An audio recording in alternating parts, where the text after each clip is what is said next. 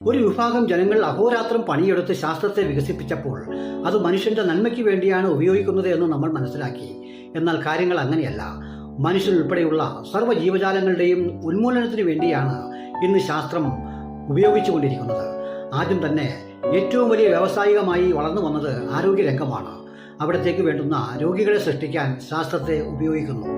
ഇപ്പോൾ ഒരു പടി കൂടി കടന്ന് പള്ളികളും മോസ്കുകളും അമ്പലങ്ങളും ചുറ്റിപ്പറ്റി വലിയൊരു കൊള്ളസംഘം പ്രവർത്തിച്ചു വരുന്നു. അന്ധവിശ്വാസങ്ങളും അനാചാരങ്ങളും വീണ്ടും പ്രചരിപ്പിച്ച് മനുഷ്യ സമൂഹങ്ങളെ ഭിന്നിപ്പിച്ച് അവയിൽ അങ്കലാപ്പുകളും ആദികളും വർദ്ധിപ്പിച്ച് അവയെ രോഗികളാക്കി മാറ്റി പുതിയ തന്ത്രത്തിലുള്ള മന്ത്രങ്ങളും പൂജകളുമായി പുതിയ സംഘം വളർന്നു വരുന്നു.